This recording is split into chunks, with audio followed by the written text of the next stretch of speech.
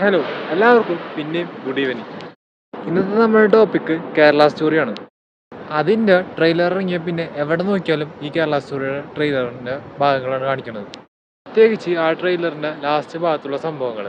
ഇതിനെക്കുറിച്ച് നമ്മൾ പറഞ്ഞു തുടങ്ങിയിട്ടുണ്ടെങ്കിൽ ആവിഷ്കാര സ്വാതന്ത്ര്യത്തിനെ കുറിച്ച് പറയേണ്ടി വരും.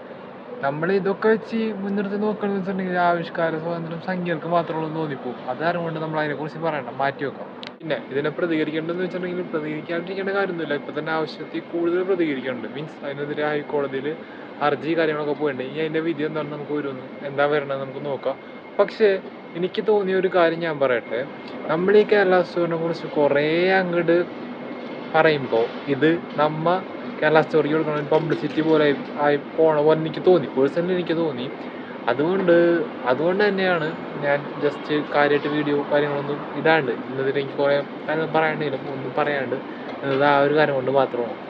ആസ് എ കോണ്ടന്റ് ക്രിയേറ്റർ എനിക്ക് അതിനെക്കുറിച്ച് പറയാനായിട്ട് ഒരുപാട് കാര്യങ്ങളുണ്ട്. പക്ഷേ ഞാൻ അതിനെക്കുറിച്ചൊന്നും പറയാനില്ല. നമ്മളിതിനെക്കുറിച്ച് പറഞ്ഞിട്ടുണ്ടെങ്കിൽ ഇത് ഞാനൊക്കെ അവർക്ക് വെറുതെ കൊടുക്കണ ഒരു ഫെമിലാരിറ്റി പോലെ ആവും. അങ്ങനെ ഇപ്പം ഞാൻ ചിന്തിച്ച പോലെ ഞാൻ വലിയ കോണ്ടന്റ് ക്രിയേറ്ററായിട്ടൊന്നും പറയണതല്ല. ഇതേപോലെ വലിയ വലിയ കോണ്ടന്റ് ക്രിയേറ്റേഴ്സ് ചിന്തിക്കുകയാണെങ്കിൽ ഇതിൻ്റെ പബ്ലിസിറ്റി നമുക്ക് കുറച്ചെങ്കിലും കുറക്കാൻ പറ്റും. പക്ഷേ ഇനി നമ്മൾ വിധി വരുന്നവരെ മിണ്ടാണ്ട് നിൽക്കാനായിട്ട് ഞാൻ പറയുള്ളൂ. പിന്നെ ഇത്രയും പറഞ്ഞ സ്ഥിതിക്ക് ഞാൻ ഇവിടെ പറയട്ടെ, ഈ വർഷത്തെ നാഷണൽ അവാർഡ് കേരള സ്റ്റോറി 2 കൊണ്ടുപോയി. അപ്പോൾ ഓക്കെ, ബൈ.